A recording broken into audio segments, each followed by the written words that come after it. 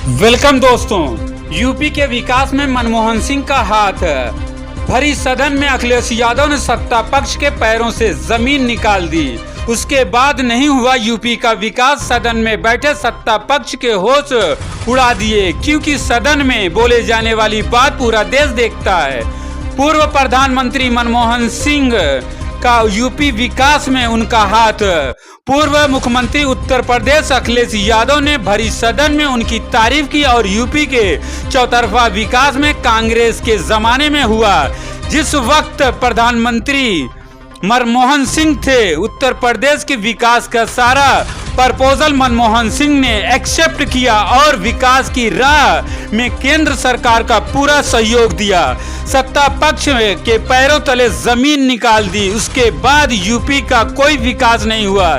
देखिए भरी सदन में अखिलेश यादव ने क्या कहा। सुना है क्योंकि दिल्ली में चुनाव है, आप इंजीनियर की डब्बा हैं। ये हमारे पुराने माननीय सदस्य हैं, आप हम एक हैं, बस जगह अलग बदल गई। जिस विभाग के मंत्री हैं वो हमारा ही काम है, आप लोग अच्छा नहीं कर रहे हैं। अध्यक्ष महोदय, दिल्ली का चुनाव है तो मैंने राष्ट्रपति जी के अभिभाषण में सुना कि यहां पर मेट्रो की जो दूरी है वो दुगनी कर दी गई है, पटरी दुगनी कर दी गई है, एक्सपेंशन हो गया है इतना। अध्यक्ष महोदय, मैं स्वीकार करता हूं दिल्ली का चुनाव है, आप एक्सपेंशन की बात करेंगे, लेकिन कभी आपने क्यूटो का नाम सुना है? आपने वेनिस का नाम सुना है? मैं अध्यक्ष महोदय आपके माध्यम से, जिसको क्यूटो बनाने के लिए सपना देखा गया था, 10 साल पूरे हो गए हैं, अभी तक वहां पर मेट्रो की शुरुआत नहीं कर पाए हैं। और अध्यक्ष महोदय, मैं ये बात इसलिए कह रहा हूं, अध्यक्ष महोदय मैं इसलिए बात कह रहा हूं कि जिस समय समाजवादी सरकार थी, जितनी भी मेट्रो आज यूपी में चल रही हैं, सब की सब समाजवादियों की देन है, एक भी आपकी देन नहीं है। और इस समय पर मैं याद करना चाहता हूं, उस समय देश के प्रधानमंत्री मनमोहन सिंह जी को जब मैं पहली बार मुख्यमंत्री बनकर के उनसे मिलने गया था, मैं बहुत सारे उनके काम उत्तर प्रदेश के लेकर के गया था।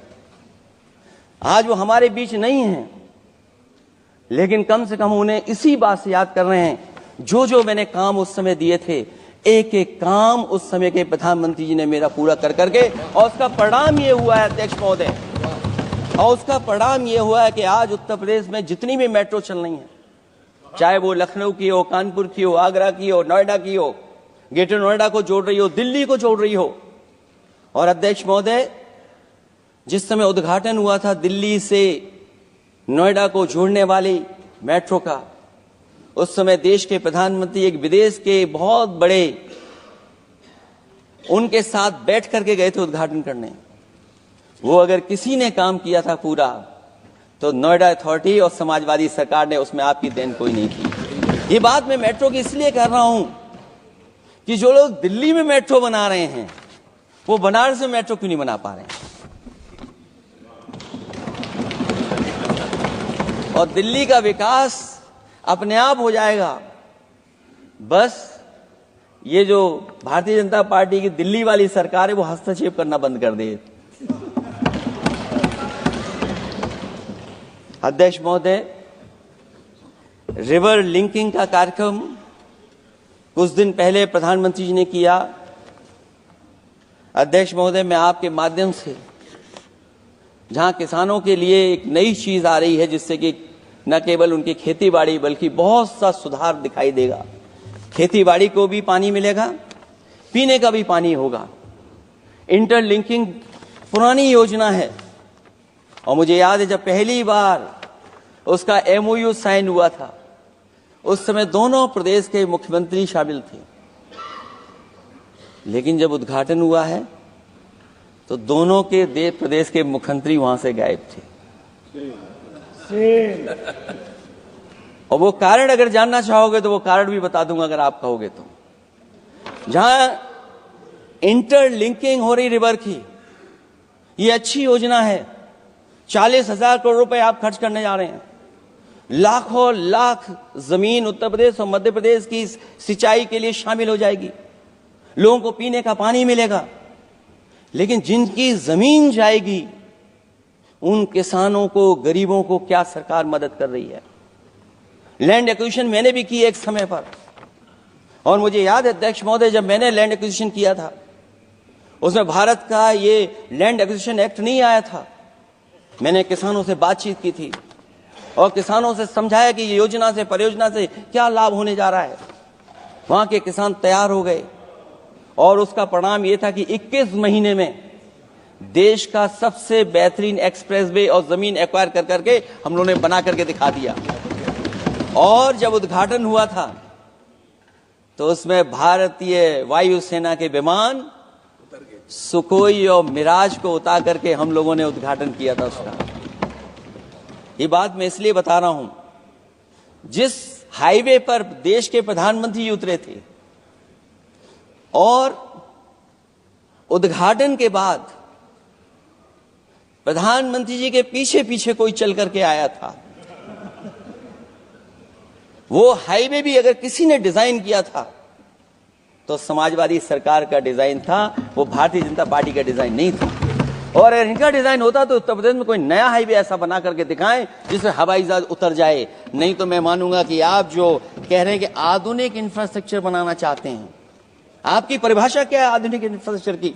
और ये बात में जो इतनी घुमा फिरा के कह रहा हूं वो बात में लौट करके उसी पे जा रहा हूं अध्यक्ष महोदय।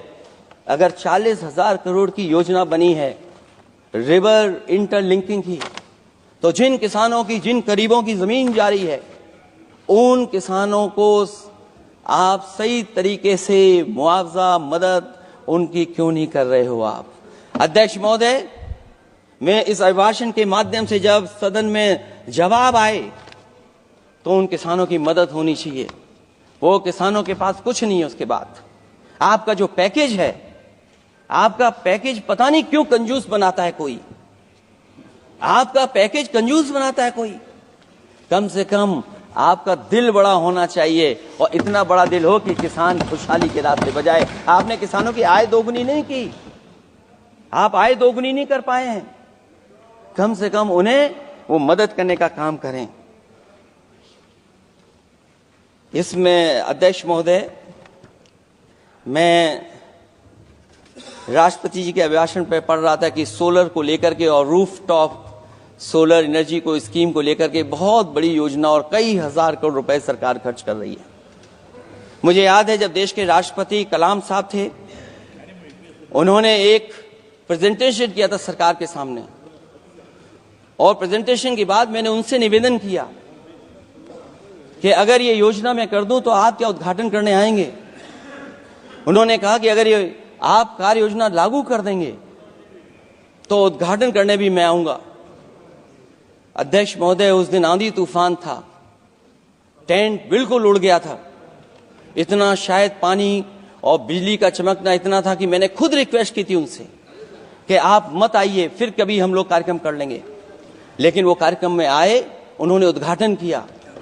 और अध्यक्ष महोदय, जो लोग कह रहे हैं 40,000 करोड़ की रूफटॉप स्कीम लाए सोलर की, जो मिनी ग्रिड बना करके पूरे के पूरे गांव को हम लोगों ने फ्री बिजली दी थी। फ्री बिजली उनको मिलती थी 24 घंटे, उनकी चक्की चलती थी, उनका सिंचाई का पानी का इंतजाम होता था। जब तक समाजवादी सरकार रही तब तक वो योजना चलती रही, और जैसे ही समाजवादी सरकार गई, इन्हीं के लोगों ने उसका मेंटेनेंस रोक दिया।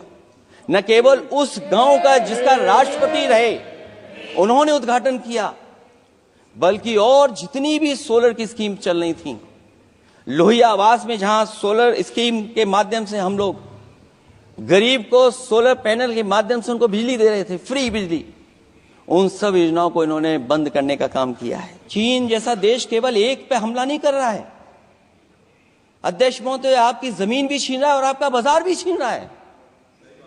और ये बात अगर गलत हो तो सरकार हमें बताए। इस वीडियो को लाइक करें, सभी के साथ शेयर करें। नए आने वाले व्यूअर जन 24 न्यूज टाइम चैनल एवं न्यूज एजेंसी को सब्सक्राइब कर लें। बेल आइकॉन को जरूर क्लिक करें ताकि ऐसे ही सच्चाई पर आधारित खबरों का नोटिफिकेशन सबसे पहले आपको मिले। सच की आवाज सच के साथ फिर मिलेंगे अगली खबर के साथ। जय हिंद, जय भारत।